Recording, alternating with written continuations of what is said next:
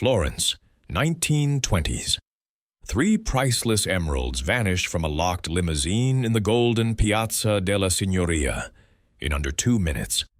No doors opened, no windows broken. Yet the necklace is gone, replaced by paste, ground to glittering dust in a secret laboratory behind a Vasari fresco. Hercule Poirot, summoned by a desperate widow, reconstructs the gala night step by step, until a sneezing doctor, a snuff tin, and 2 tiny green calling cards beneath Cellini's Perseus betray the killer. 7 suspects. 1 perfect crime, and only the little gray cells can turn emerald dust back into truth. Chapter 1. The Invitation to Florence. Hercule Poirot stood upon the platform of the Gare de Lyon, a small, compact figure in a fur-collared overcoat, his patent leather shoes gleaming like black beetles. The Orient Express, that serpent of steel and luxury, had deposited him in Paris only the previous evening. Now a lesser train, the Rome-Florence Rapide, waited to bear him southward. He consulted his pocket watch, a wafer-thin gold half-hunter, and permitted himself a nod of approval. Punctuality, in his view, was the politeness of princes and the salvation of detectives. A letter, forwarded from his London flat by the faithful George, had occasioned this journey. The envelope was heavy, cream-laid, the address inscribed in a dashing Italian hand.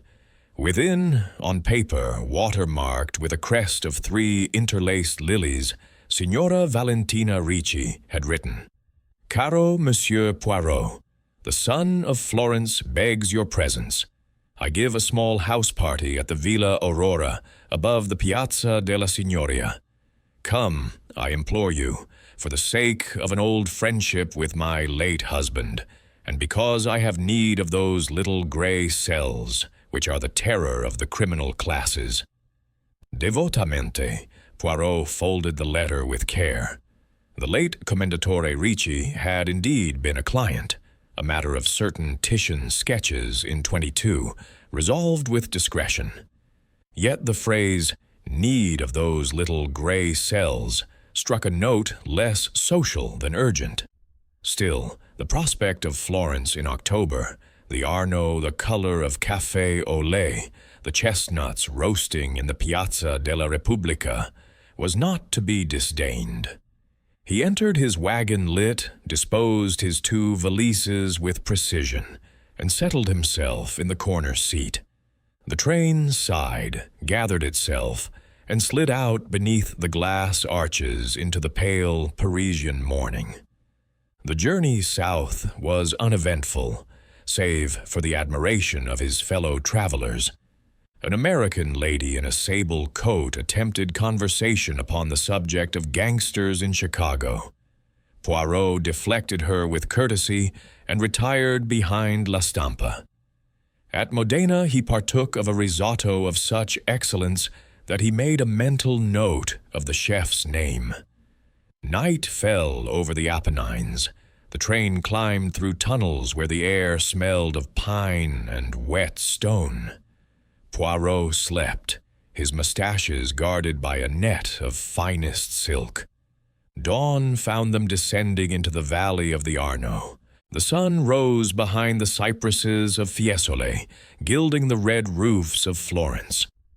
Poirot shaved with the care of a sculptor, donned a suit of charcoal gray, and twirled the points of his mustaches until they assumed their habitual symmetry.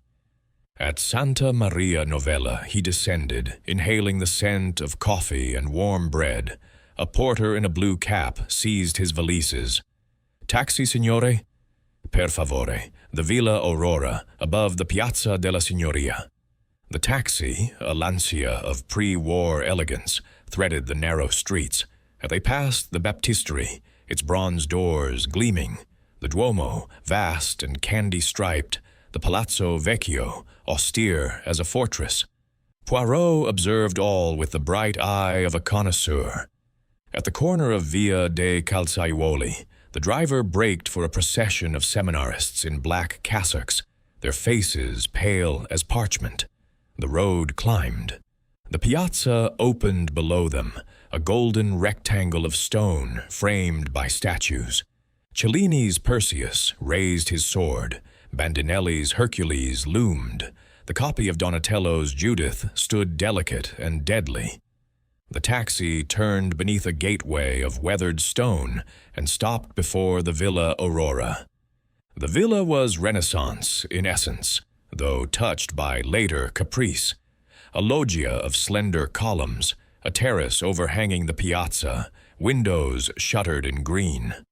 A maid in black, with a face like a Florentine medal, admitted him.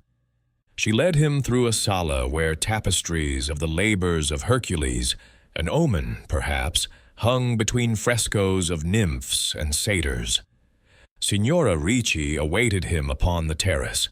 She was tall, clad in black silk that shimmered like a raven's wing, her hair coiled in braids of midnight.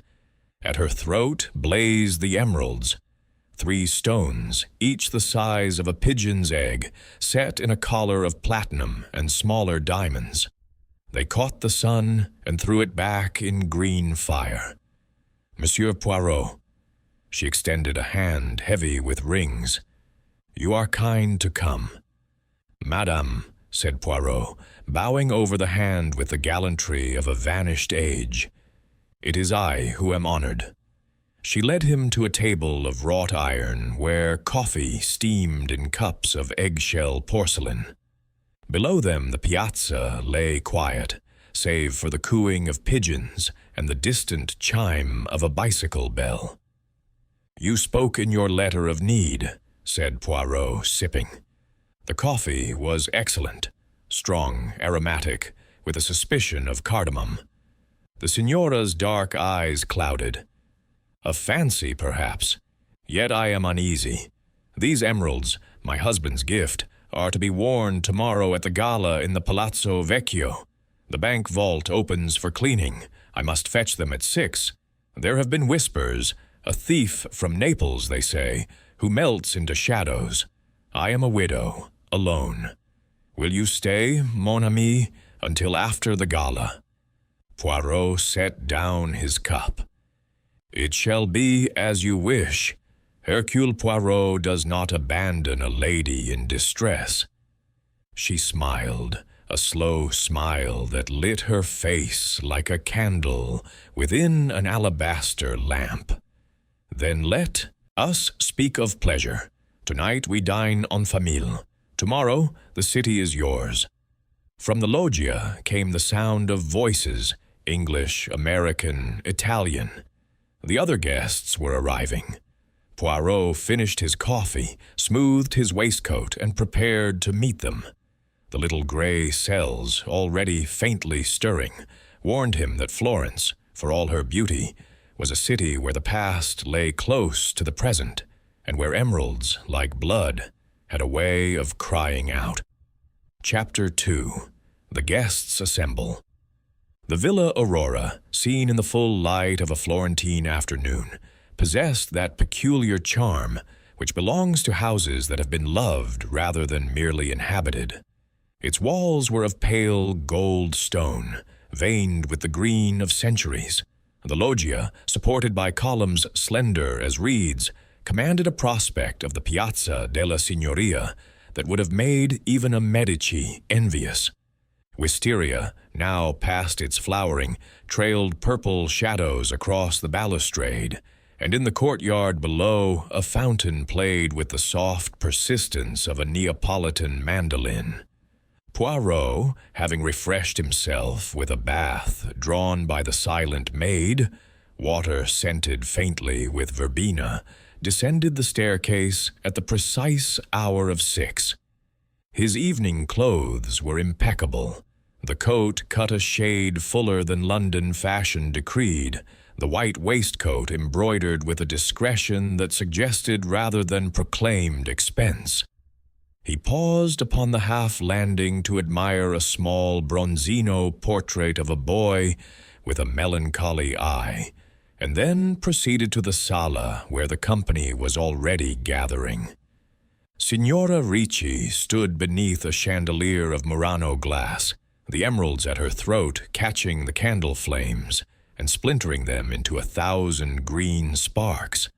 She wore black again, but this time a gown of velvet that fell in severe lines, relieved only by a single camellia at the corsage. She turned as Poirot entered, and her smile held something of triumph.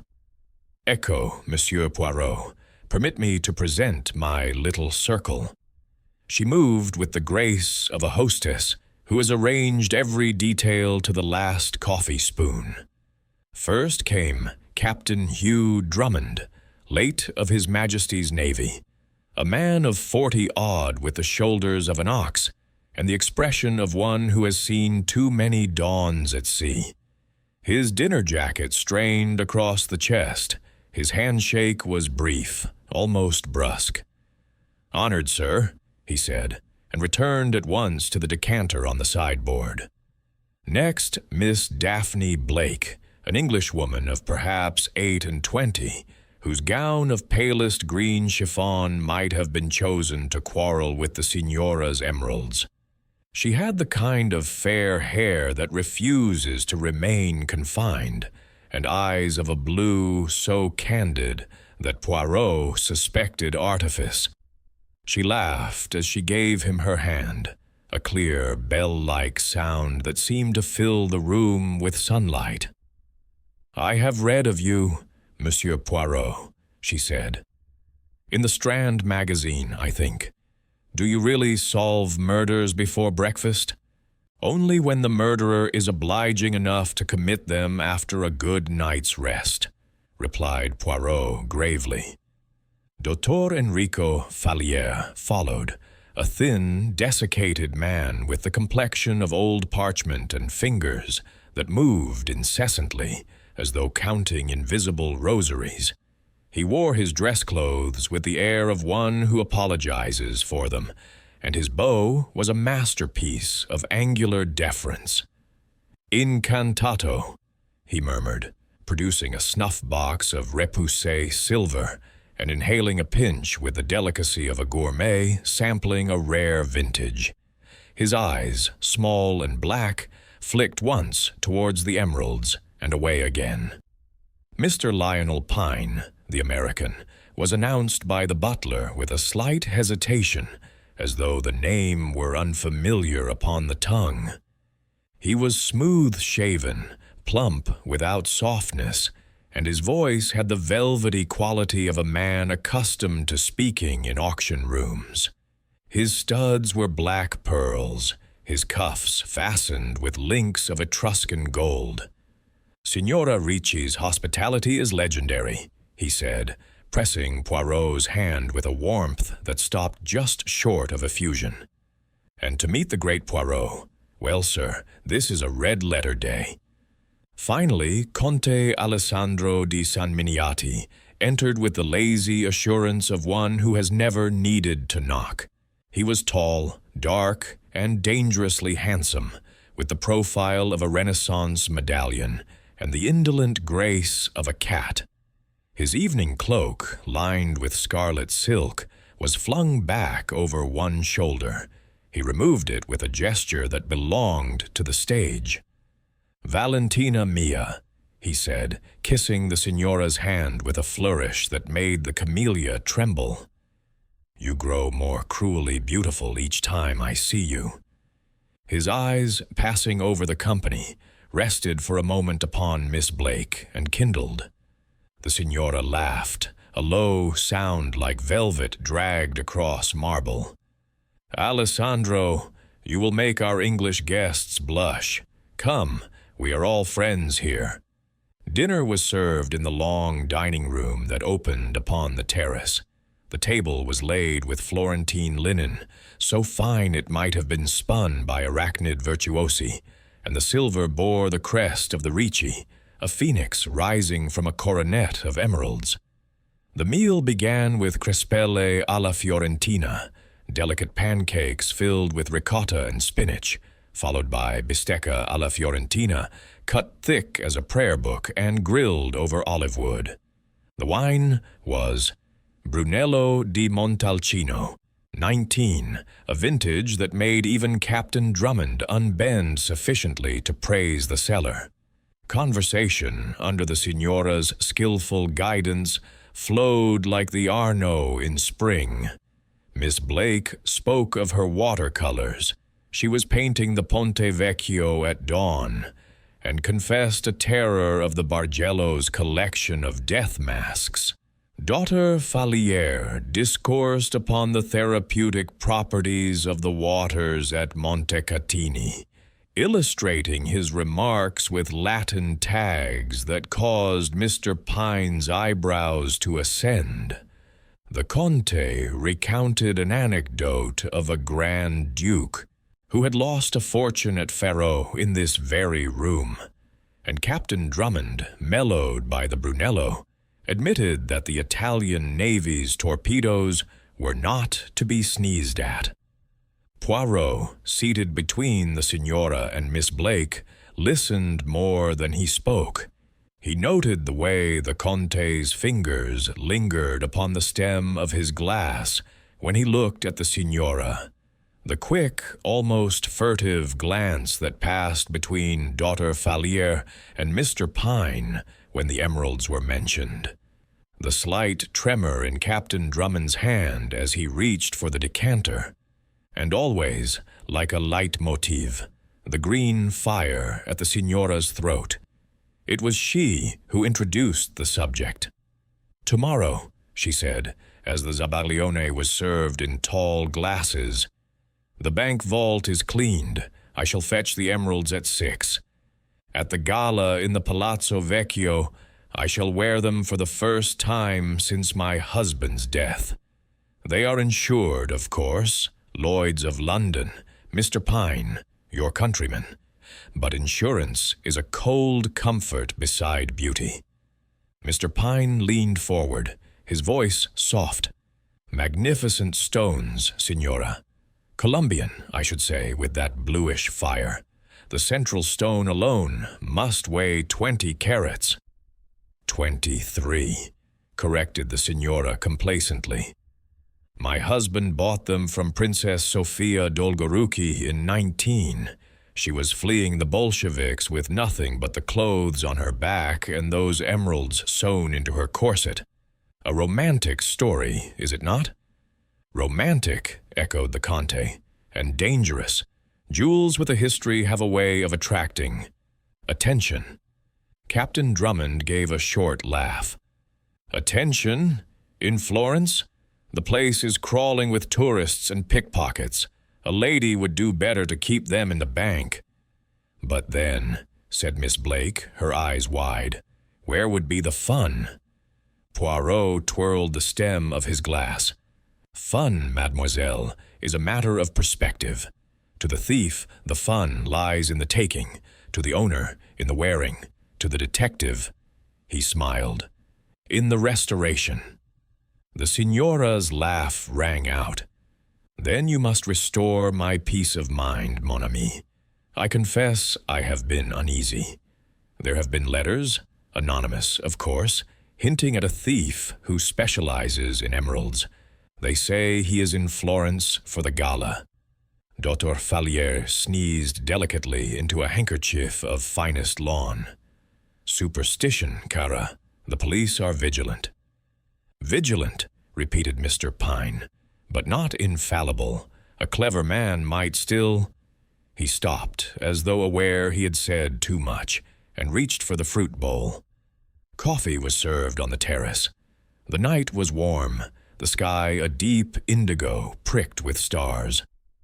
Below, the piazza lay almost deserted, save for a pair of lovers whispering beneath the Loggia dei Lanzi, and a street musician coaxing a wistful tune from a mandolin.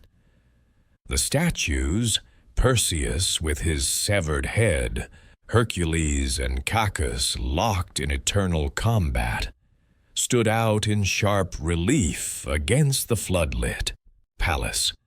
Poirot accepted a liquor strega in a glass no larger than a thimble, and moved to the balustrade. The Comte joined him, lighting a cigarette with a gold lighter that flashed once in the darkness. "A beautiful city," said the Comte idly, "but treacherous, like a woman who smiles while she poisons your wine." Poirot's eyes gleamed. "You speak from experience, mon comte?" The younger man laughed softly. "Only from observation. Valentina is generous, but she likes to keep her toys to herself. Those emeralds—" He blew a smoke ring. "They are her favorite toy." From the sala came the sound of Miss Blake's laughter, bright as shattering crystal.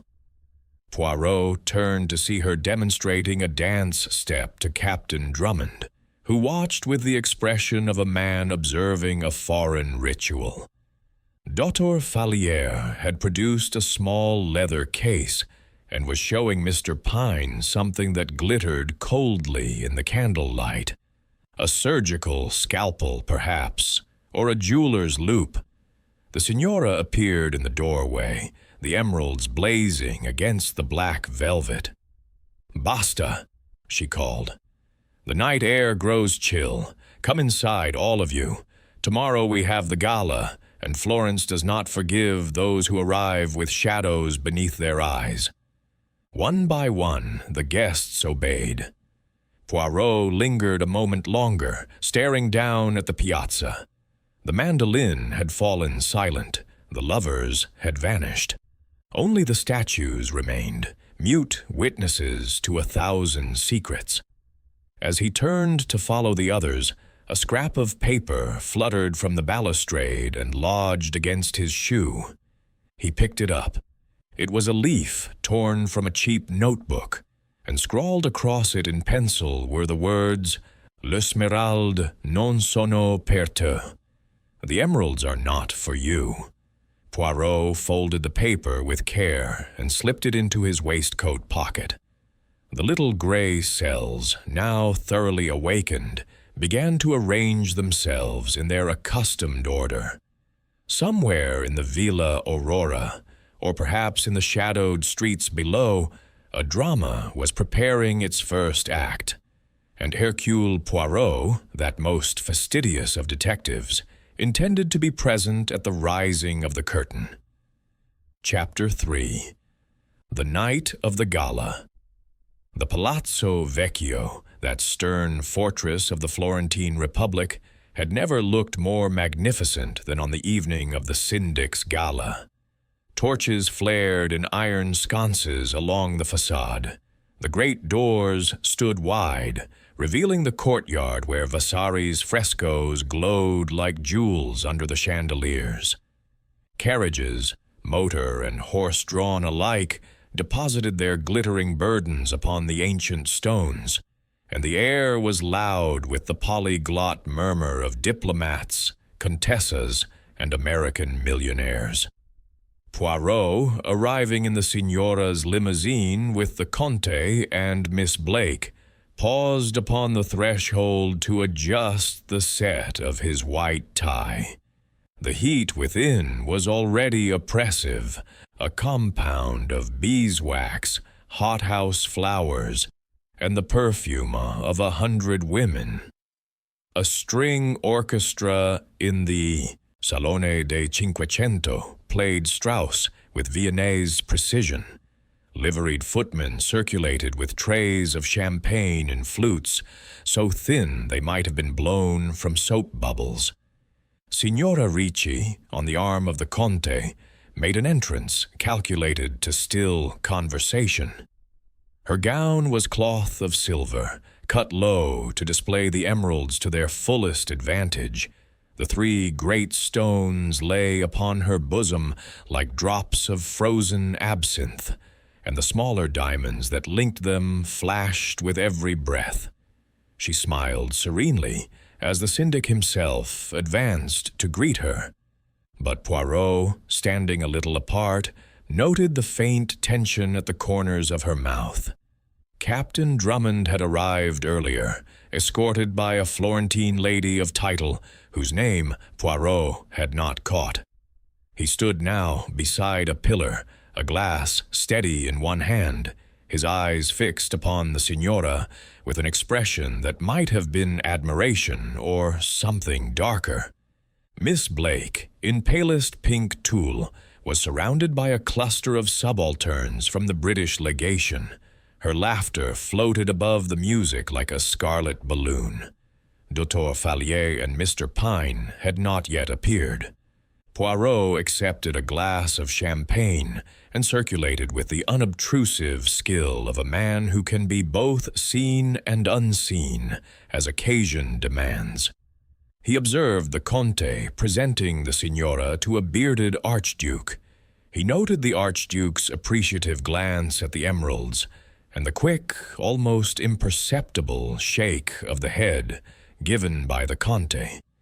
He saw Miss Blake slip away from her admirers and vanish through a side door that led to the ladies' cloakroom. At 11 o'clock, the orchestra struck up a waltz. The floor cleared. Couples whirled beneath the painted beams, where Michelangelo's Victory gazed down with sardonic benevolence. Poirot, refusing several invitations with urbanity, stationed himself near the great tapestry of the Siege of Pisa. From here he could observe the main staircase and the entrance to the smaller salon where the signora had established her court. It was 23 minutes past 11 when the signora complained of faintness. The heat, she said, pressing a hand to her temple, the Conte solicitous, the Archduke gallant. Dr. Fallier materialized as though conjured from the smoke of his own cigarette, producing the silver vinaigrette with a flourish. The signora inhaled. Once, twice. Color returned to her cheeks. She laughed a trifle too brightly and declared herself restored. Poirot's eyes narrowed. The gesture had been perfect, yet something, perhaps the angle of the doctor's wrist, perhaps the fraction of a second too long that the vinaigrette remained beneath the signora's nose, rang false.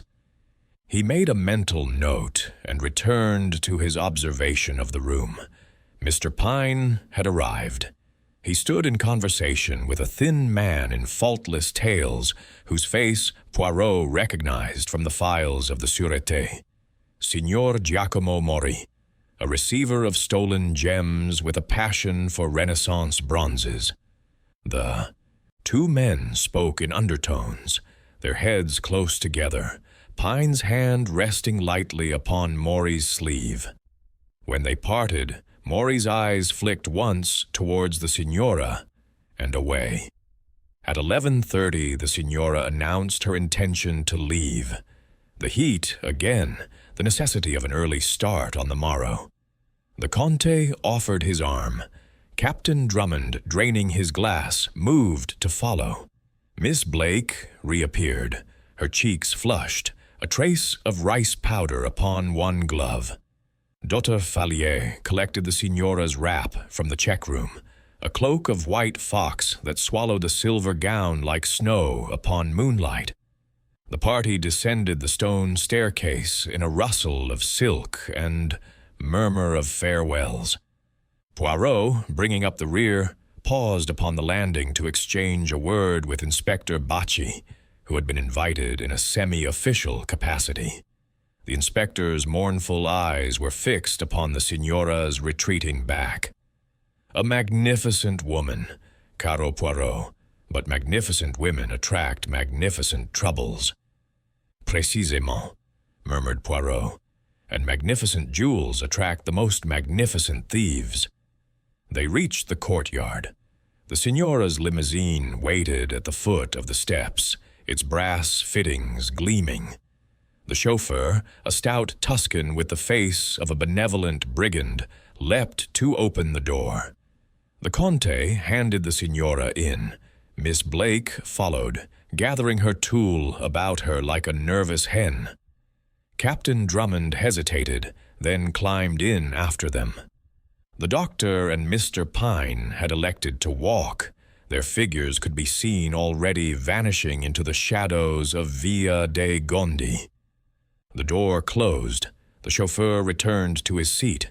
The engine purred. And then, sharp as a pistol shot, the signora's cry rang out across the piazza.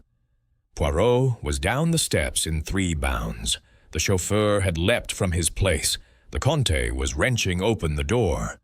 The signora stood beside the car, one hand clutched to her throat, the white fox cloak fallen unheeded to the stones.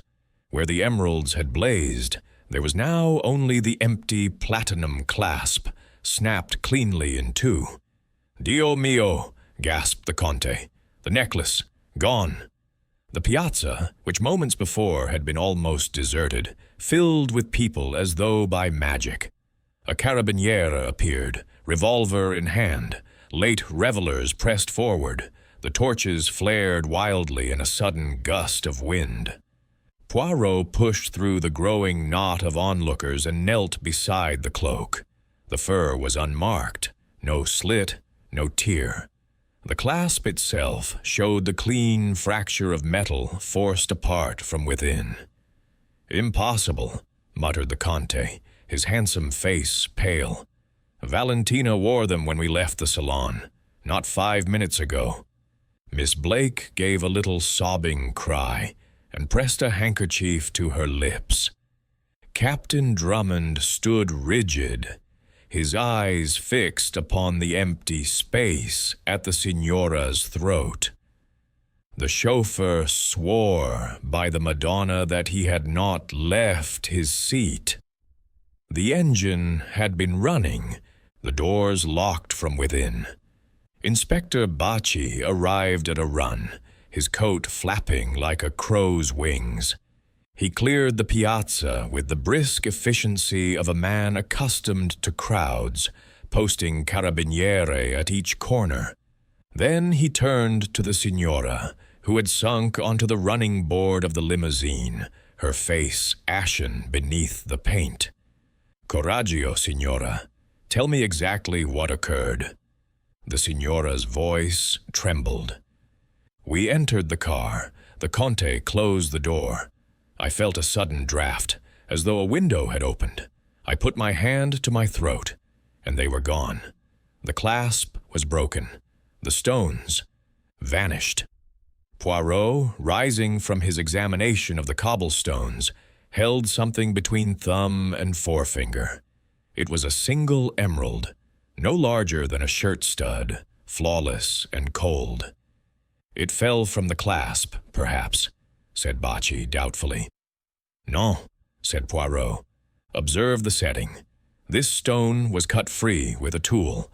See the facet where the blade entered, and it lay beneath the hoof of Cellini's Perseus, 20 paces from the car. Curious, is it not?" He slipped the stone into his pocket. The little gray cells were racing now, arranging facts like pieces upon a chessboard. The theft had not occurred in the piazza. Of that he was certain. The cry, the broken clasp, the single emerald, they were the flourishes of a conjurer designed to distract and confuse. The signora was led away to the questura to make her statement. The guests followed in a somber procession, the gala forgotten. Above them, the statues of the piazza kept their ancient vigil. Perseus with his dripping trophy, Judith with her uplifted sword, Hercules crushing Cacus beneath his heel. And in the shadow of the Loggia dei Lanzi, a darker figure detached itself from the wall and melted into the night.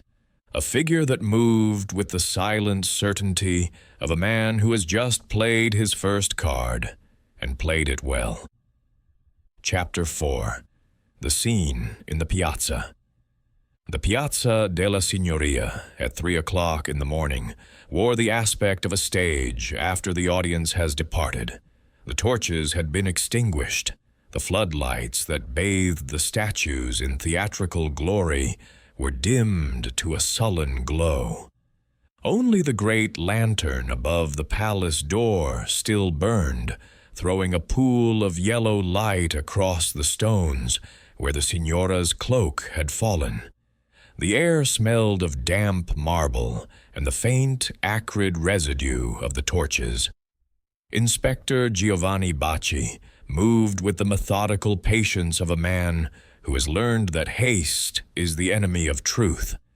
He had cleared the piazza of all but his own officers and the little knot of persons directly concerned. The carabinieri stood at attention, rifles slung, their faces impassive beneath the peaked caps. The limousine remained where it had stopped, doors yawning open like a stranded whale. Poirot, coat collar turned up against the night chill, knelt once more beside the cloak. He had examined it earlier with the aid of Bacci's electric torch. Now he studied it again, inch by inch, with the concentration of a watchmaker. The white fox was pristine. No tear, no abrasion, not even a loosened thread. The platinum clasp lay where it had fallen, the two halves twisted apart with a violence that suggested great strength or a tool of precision. Bacci approached, notebook in hand. "Allora, Signor Poirot," the chauffeur, Giuseppe Neri, 20 years in the signora's service, swears by all the saints that he never left his seat. The engine was running. He was watching the palace doors. He heard the cry, leapt down, and found the signora standing as we see her now. Poirot nodded. "And the passengers?" The Conte di San Miniati sat beside the signora, on her left. Miss Blake opposite, facing the rear. Captain Drummond beside Miss Blake. The windows were closed, the doors locked from within. No one entered or left the car between the palace steps and the cry. Précisément. Poirot rose, brushing dust from his knees. "Yet the emeralds are gone. Observe, mon ami, the distance from the steps to the car. 25 paces, perhaps 30. The party descended together. The Conte handed the signora in, closed the door. The cry came not 2 minutes later. In that time, the necklace was removed, the clasp broken, one stone detached and carried to the foot of Perseus. It is not possible." Bacci's mournful eyes gleamed. "Unless the theft occurred earlier, in the palazzo, and the cry was exactament, a diversion, but we shall see." He moved to the limousine. The interior smelled of leather and the signora's perfume, jasmine and something darker, like myrrh. The seats were deep, upholstered in dove-gray velvet. Poirot ran his fingers along the seams, the armrests, the sill beneath the window. Nothing. He opened the small compartment between the seats, a silver flask, a box of Turkish cigarettes, a lace handkerchief embroidered with a coronet. No emeralds. Outside, the others waited in attitudes of constrained impatience.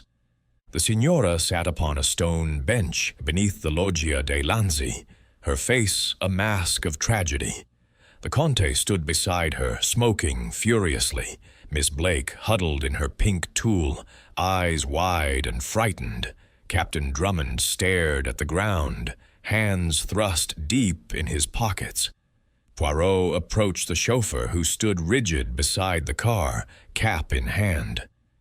"Giuseppe," he said gently, "you heard nothing, no sound of breaking metal, no cry until the signora's own?"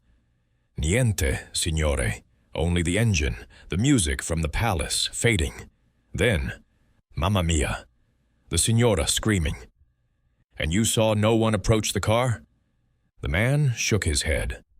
"The piazza was empty. A cat ran across, black as sin. That is all." Poirot thanked him and turned to the Conte. "Monsieur le Comte, you closed the door. Did you notice anything unusual?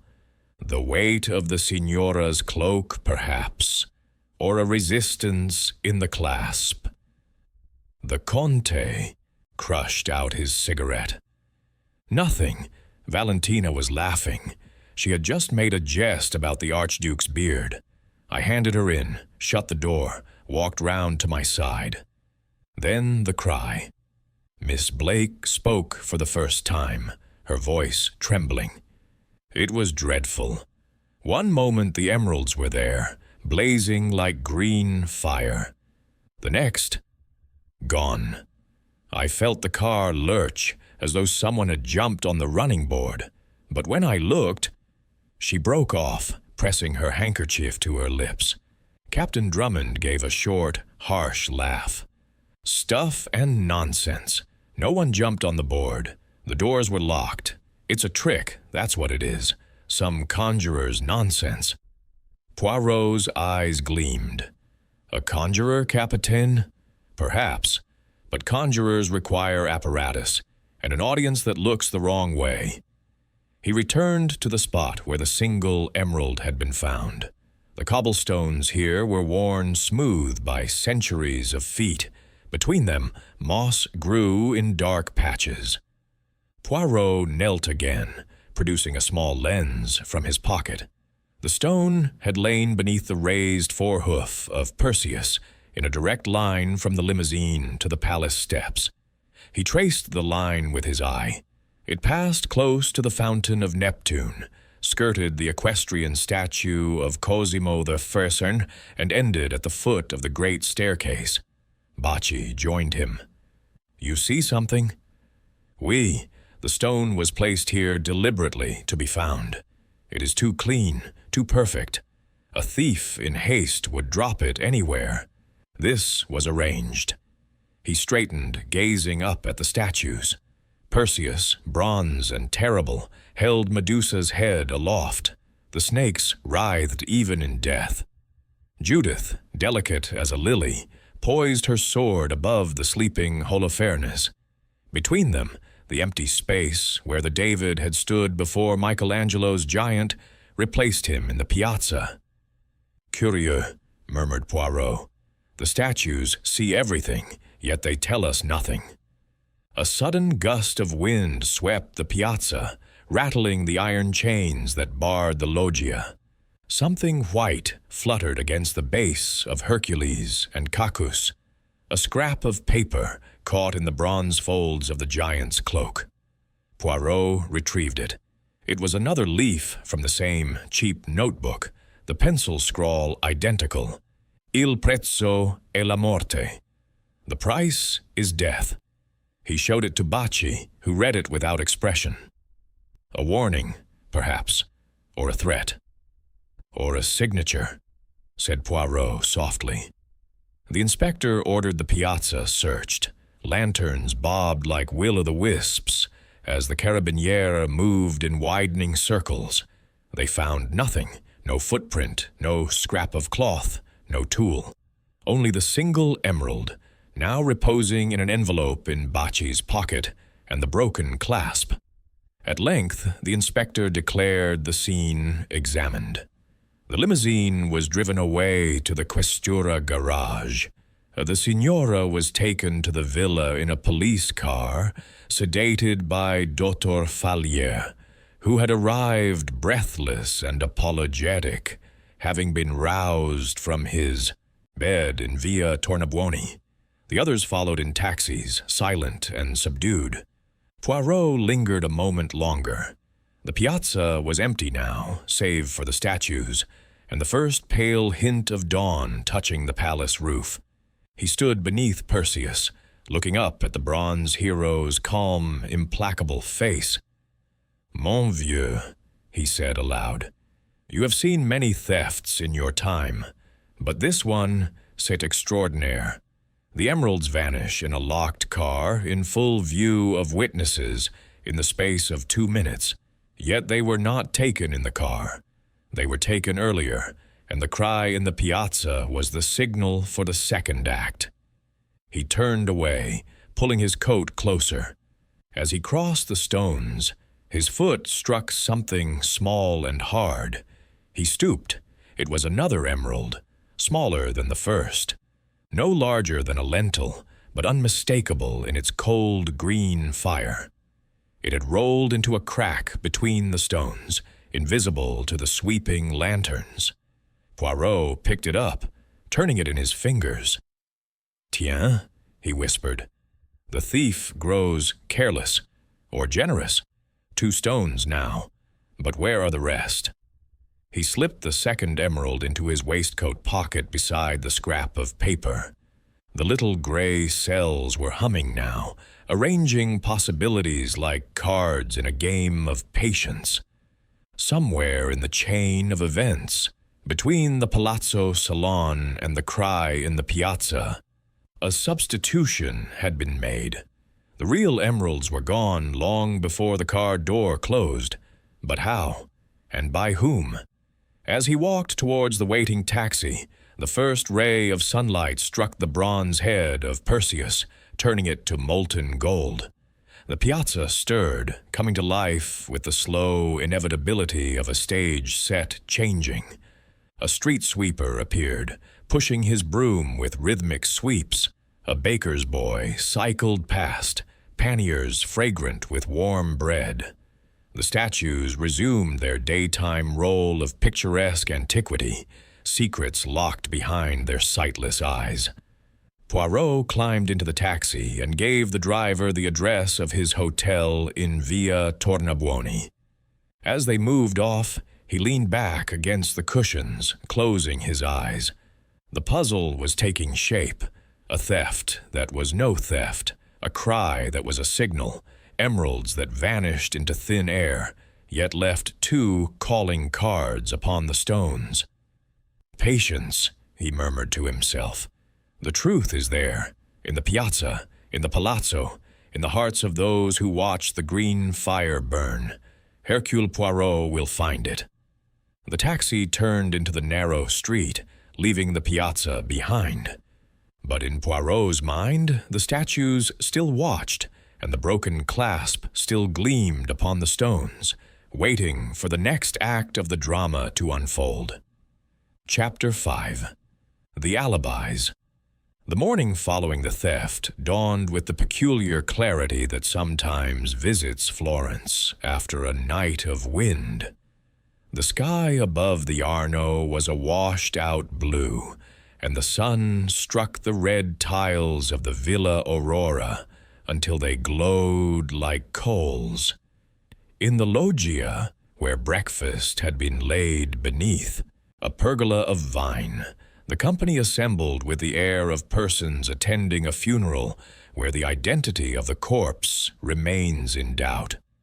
Signora Ricci, pale beneath a dusting of rice powder, wore black again, but this time a simple wool dress that gave her the look of a handsome widow in a Veronese painting. She presided over the coffee pot with mechanical grace, her eyes shadowed by sleeplessness. The emeralds, or their absence, hung about her neck like an invisible weight. Poirot, arriving last, bowed to the company and accepted a cup of espresso so strong it might have etched glass.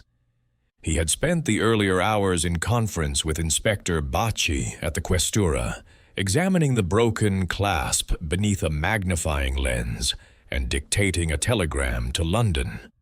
Now he seated himself between Miss Blake and the Conte, observing each face with the bright, bird-like attention that had unnerved so many criminals. Inspector Bacci followed him into the loggia, notebook in hand, his mournful countenance accentuated by a night without sleep. He cleared his throat. "Signori, signora, with your permission, we shall establish precisely the movements of each person between the moment the party left the Salone dei Cinquecento and the cry in the piazza. I ask for clarity, not courtesy." He began with the chauffeur, Giuseppe, who had been summoned from the servants' hall. The man stood twisting his cap, his broad face glistening. "I wait at the foot of the steps, Signor Ispettore. The engine runs. I see the signora and her guests come down, first the Conte, then the English lady, then the Capitano. The Signora last. The Conte opens the door, hands her in. I hear the door shut. Then, Dio, the scream. Time? Asked Bacci. 2 minutes, perhaps 3, no more.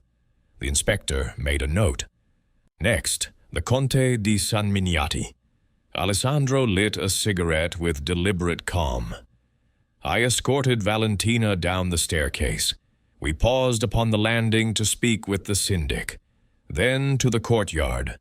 I handed her into the car, closed the door, walked round to my side. The cry came before I reached the handle. Precisely how long? 40 seconds. I am a slow walker when I choose. Miss Blake spoke in a small voice. I followed the Signora. Captain Drummond was behind me.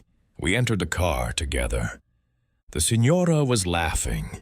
She had just said something about the Archduke's medals.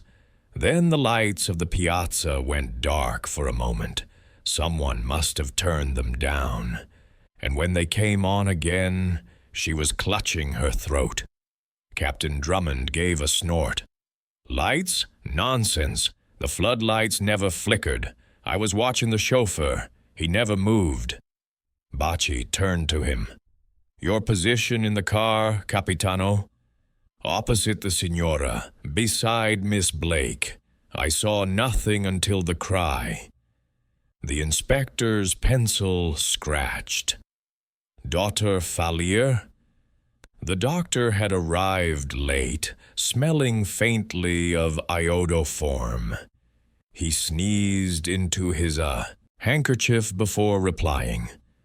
I fetched the Signora's cloak from the check room, 2nd floor, east corridor. I was delayed. The attendant had mislaid the ticket. When I reached the courtyard, the party was already descending. I saw them enter the car from the palace door. Time absent? 7 minutes, perhaps 8. Mr. Pine, buttering a roll with American thoroughness, spoke without looking up. I remained in the salon to settle a small wager with the syndic. I left perhaps 2 minutes after the others. I was crossing the piazza when the cry came. Bacci closed his notebook with a snap. Bene, all accounted for. Yet the emeralds vanished in a locked car in full view in less than 3 minutes. Poirot, who had listened in silence, now spoke. Pardon, mon inspector. One small point. The bank vault. When were the emeralds last seen? The Signora answered. Yesterday at 4 o'clock. I myself placed them in the inner casket. The director locked the vault. I kept the key. And this morning? Bacci supplied the answer. Opened at 9, in the presence of the director, myself, and Monsieur Poirot. The casket contained the necklace, intact. A murmur ran round the table. Poirot raised a hand. Attendes, the necklace, yes, but observe. He produced from his pocket a small velvet pouch from which he drew the 2 emeralds found in the piazza.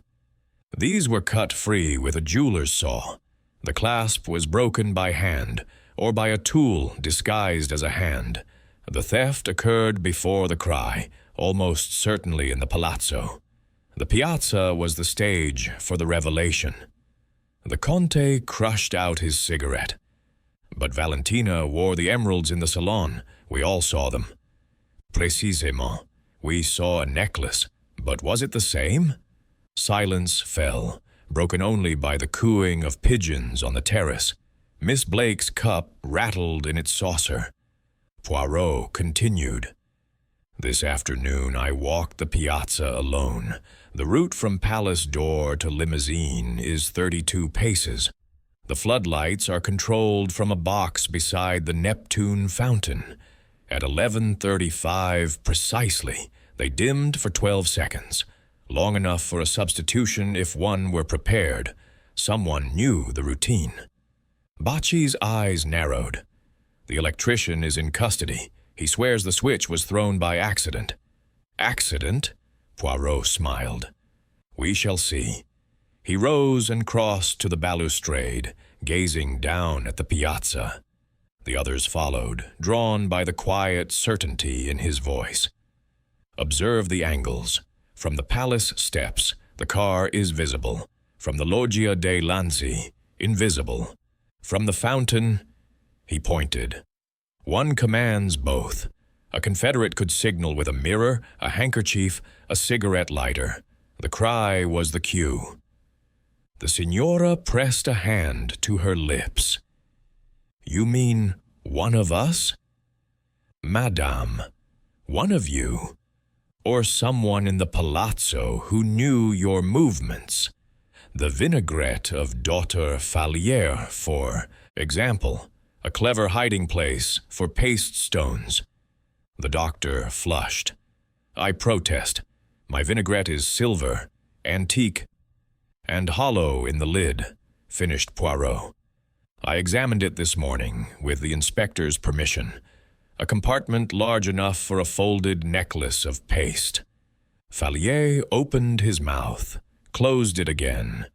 Mr. Pine's butter knife slipped from his fingers. Poirot turned to the company. This afternoon we reconstruct. At 4 o'clock, the bank vault opens again. The Signora will wear the necklace to the Questura. We shall repeat every movement of last evening, step by step, second by second. The thief will betray himself by a gesture, a glance, a hesitation. Hercule Poirot guarantees it. Captain Drummond gave a short laugh. Damned clever, these foreigners. The Conte's eyes were fixed upon the Signora. And if the real emeralds are already in Amsterdam, then, said Poirot softly, we have a greater puzzle than we thought, for 2 stones remain in Florence, and they point to the thief like the finger of fate. He slipped the emeralds back into their pouch. Below, in the piazza, a clock struck noon. The statues gleamed in the sunlight, impassive as ever. But to Poirot, watching from the loggia, it seemed that Perseus turned his bronze head a fraction, as though to follow the drama unfolding above him. The reconstruction was set. The little gray cells, nourished by espresso and certainty, prepared for the final act. Chapter 6. The Reconstruction. At 4 o'clock precisely, the great doors of the Banca d'Italia swung open, and Signora Ricci emerged into the slanting October light wearing the emeralds for the second time in 24 hours. The stones blazed with the same cold fire that had dazzled the gala. The platinum clasp, repaired by a jeweler in Via Tornabuoni, gleamed anew.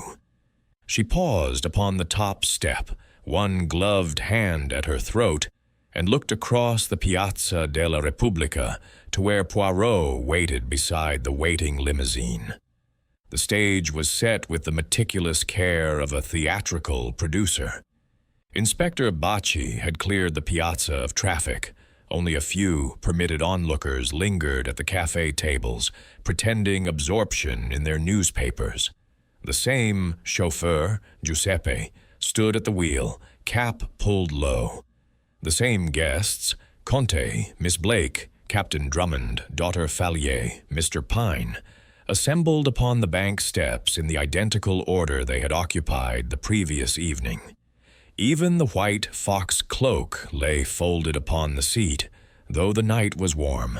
Poirot, immaculate in charcoal gray, raised a small silver whistle to his lips. One shrill blast. The reconstruction began.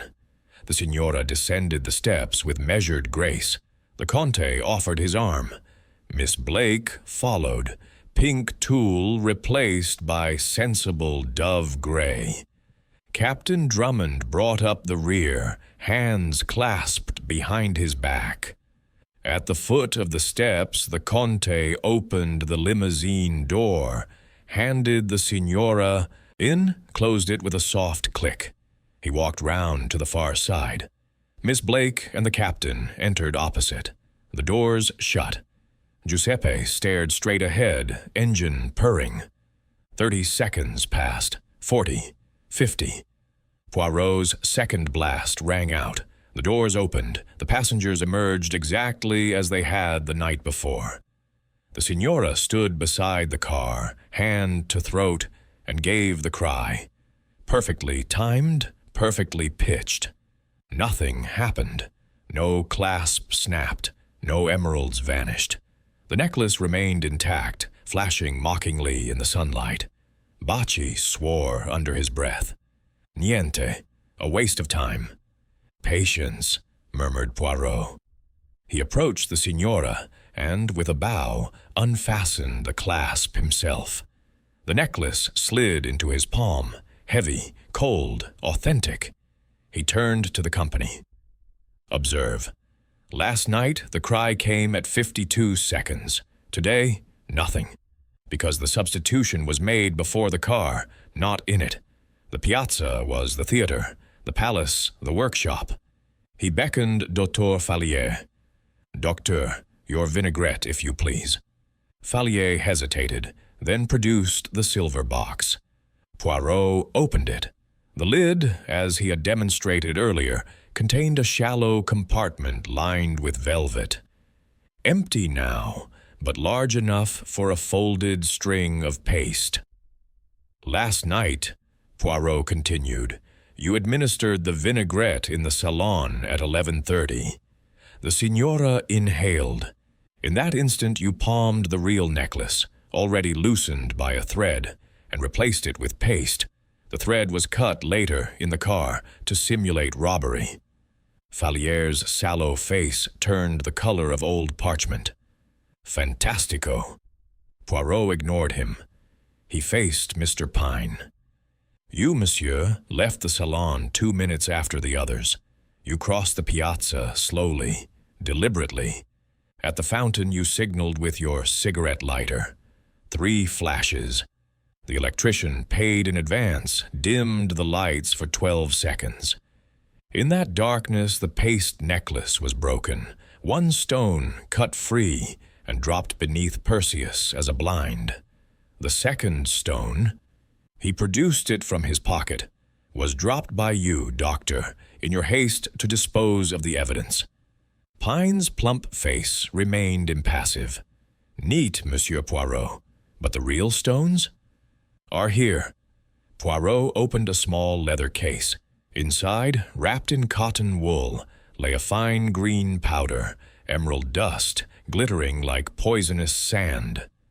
Ground in your laboratory, docteur, behind the swinging panel of Vasari's Battle of Marciano in the Palazzo Vecchio. A mortar, diamond dust, and 3 hours' work. The powder was to travel in your snuff tins to Amsterdam. Untraceable, priceless. Fallier lunged suddenly, but Captain Drummond's arm shot out like a piston. The doctor subsided, sneezing violently. The Signora gave a low cry. Enrico, you? The doctor's eyes blazed. You flaunted them, Valentina, night after night, while I, who loved you... Silence, Bacci snapped. Handcuffs upon the struggling man. Pine shrugged, philosophical. A good scheme, doctor. Pity about the dust on your cuffs. Poirot turned to the Comte. And you, mon comte, provided the 4 minutes' absence to establish doubt. A blind, nothing more. The Comte smiled faintly. I am vain, perhaps, but not criminal. Miss Blake began to weep softly into her handkerchief. Captain Drummond stared at the ground, jaw working. Bacci signaled his men. Fallier was led away, still protesting. Pine followed with the calm of a man attending a board meeting. The piazza, which moments before had been a stage, reverted to ordinary afternoon life. Tourists, pigeons, the distant clop of a fiacre. The Signora touched Poirot's sleeve. The emeralds, truly gone? Madame, they are transformed, but Lloyd's will pay, and you will buy others. Beauty is eternal. Emeralds are not. She managed a tremulous smile. You are kinder than I deserve. Poirot bowed. I serve the truth, chère madame, and the truth is, sometimes, sufficient. As the limousine bore the remaining guests back to the villa, Poirot lingered beneath the Loggia dei Lanzi. The statues looked down upon him. Perseus triumphant, Judith serene.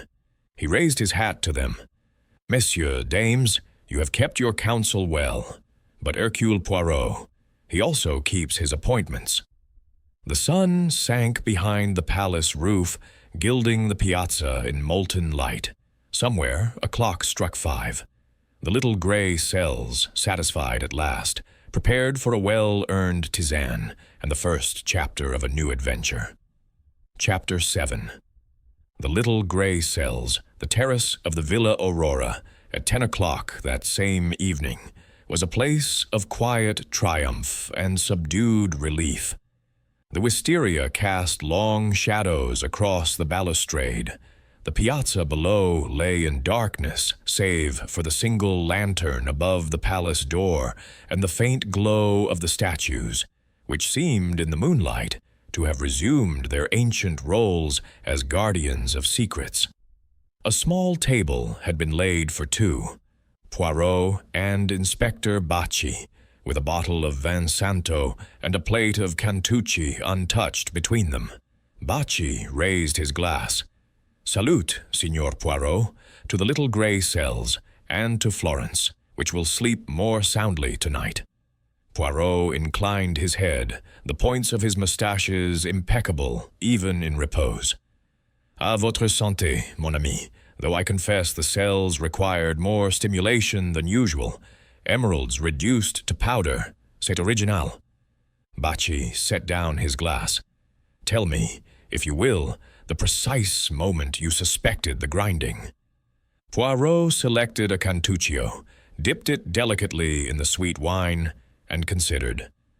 From the first emerald beneath Perseus, it was cut, not torn. Observe the facet. A thief in flight drops. He does not pause to saw. Then the second stone, smaller, hidden in a crack.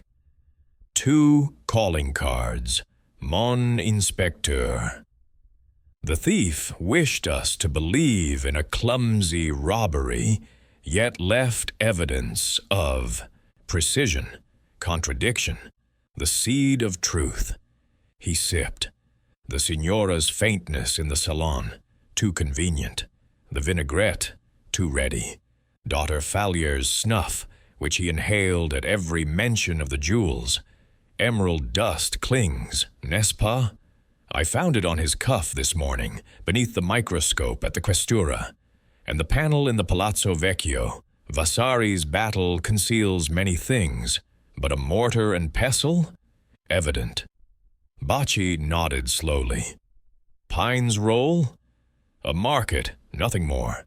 He would receive the powder in Amsterdam, sell it grain by grain to collectors who ask no questions. A fortune dissolved into snuff tins. The Conte's absence, mere vanity.